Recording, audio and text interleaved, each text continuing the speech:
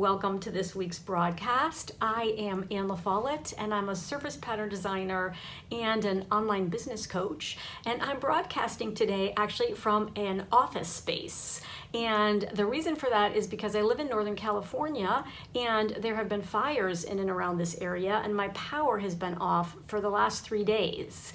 So I came into the office actually with my husband, and I got a little sort of shared space here to broadcast from because I didn't want to miss my weekly broadcast, because today's topic is super fun.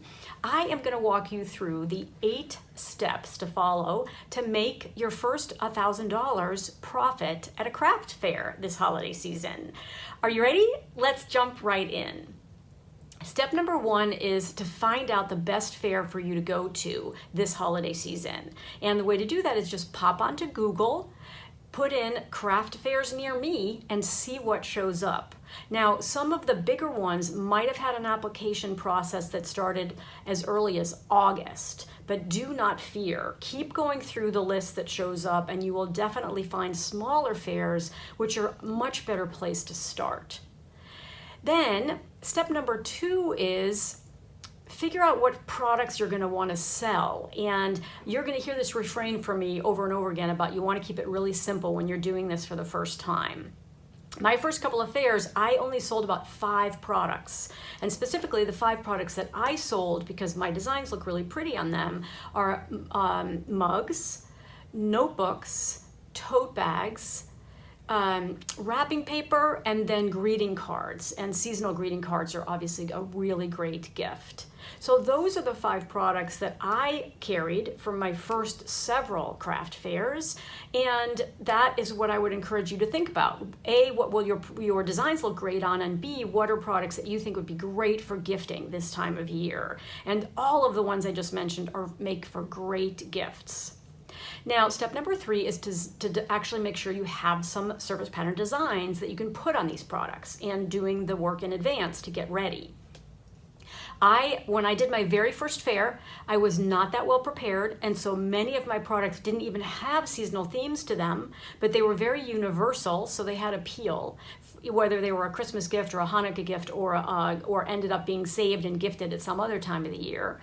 I did, however, have seasonal greeting cards, and so that was kind of what anchored my shop for the first time that I did this.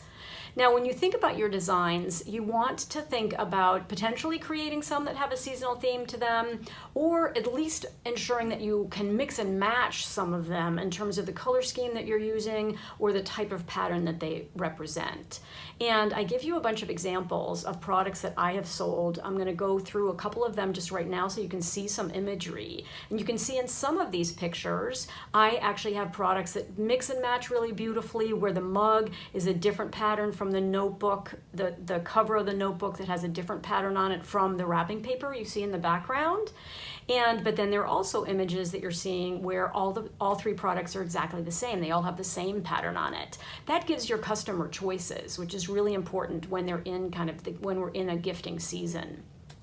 Now, step number 4 is to make sure that you think through how you're going to purchase your inventory. And you want to do this in a manner that is not going to break the bank. So there are 2 key resources. One is setting up a shop on Society 6 so that you can purchase your own product in very small quantities from there. And another one that's great for paper products is Stationery HQ. So those are 2 resources that I use, because you can purchase small amounts of your products. And that's what you want to do, because it would be better for you to sell out than for you to have a bunch of inventory that you're going to need to figure out how to sell after the fair is over. So those are some tips about buying your inventory.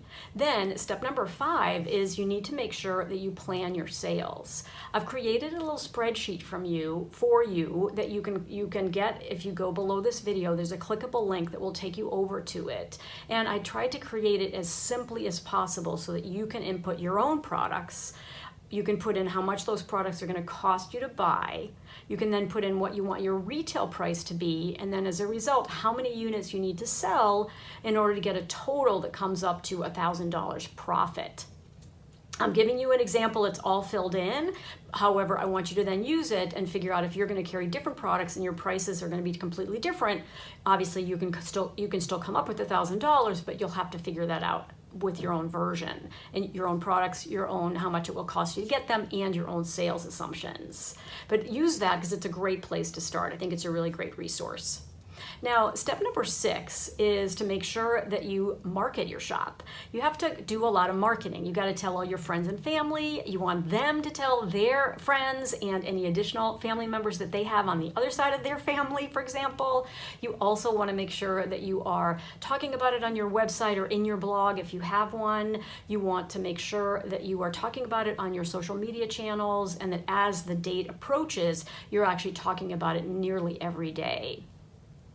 I think that that is really, really important because obviously you're going to get some natural traffic because you're in a fair that other people have already marketed, are also marketing to, but you want to make sure that you are getting the word out to your own community. And because you want them to show up, you want them to see how beautiful your work is, and you want them to buy from you for the holiday season. Step number 7 is all about supplies and setup and creating a checklist so that you haven't forgotten anything before you actually head to the fair itself. So let me start with supplies, because again, I like to keep things really, really simple. All you need to have in terms of extra supplies is to make sure that you have a whole bunch of your business cards, because you want people to take them with you, whether they buy or they don't. You want them to know about you. And you might also have some of your cards in preset packs, and you want to have the price on everything. So there is a link below this video to where you can get some Avery labels, which I use to put on the back of all of my products. But you don't need bags to get your products in after somebody buys them. Most likely people will already have brought a shopping bag with them, or if you're going to sell totes, you can make sure that when everybody comes up to your table, you can talk to the fact that why don't you buy one of my totes, and then all of the rest of the gifts that you buy at the fair you can put into my tote. That's a great way to think about that particular item. And the only other supply that I always highly recommend that you have on the ready is either an extension cord, or you know exactly where you're going to be able to keep your phone plugged in. You can pop over to annlefollettart.com/blog and get a lot more detail about how you're going to do payments on your phone through a company called Stripe.com. But you want to make sure you don't lose power, because if everyone's going to be paying you either in cash or in using a credit card, they're going to swipe right on your phone. I will also put a link to my blog right below this video for you. Let me talk to you about setup. And what I mean by setup is you want to think a little bit about how your product is going to look on your table and how to make it look really pretty and appealing. What I do is I find out what size my table is going to be. And then I find something at home that's approximately the same size, and I place my merchandise, my products on that table. And I like to have a little bit of height on in some portions of the table, and I do that in a really simple way. When products are shipped to me, because the inventory gets shipped to my house, I keep the boxes.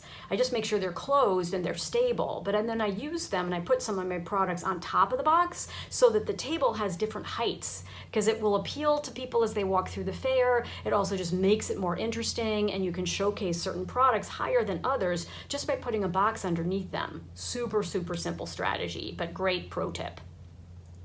Then I'll take pictures of what it looks like at my house, and then I'll take those pictures with me, or I'll just print one of them out so that I can refer to it and quickly put my table together when I actually get to the fair. And then finally, it's really, really important. Step number 8 is it's really, really important to have fun. Now, one of the ways you can have fun when you're doing this for the first time is to share your table with someone else. A, it takes a little bit of the pressure off of you.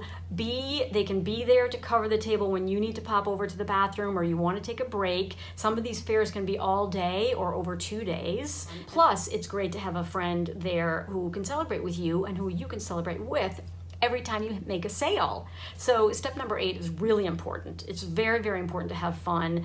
You're going to learn so much about your customers. You're also going to learn a lot about what sold the best and what were people attracted to, and it will really start to get your products out into the world in a completely new way.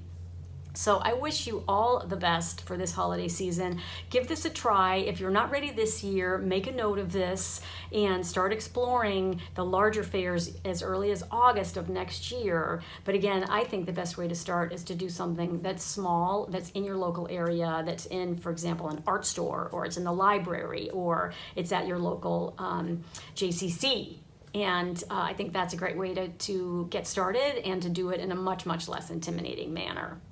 So if you like this broadcast, please click the subscribe button, and you can also hit the bell so that you don't miss any further updates that I have when I broadcast again. And in addition, don't forget to go below this video to see where all the links are to some of the free downloadable support resources that I've created for you on this topic. And then also there's a link down there to go straight over to my blog, where I talk about each one of these key 8 steps in a lot more detail. I always like to say in closing that I am Ann LaFollette, and it's never too late to create.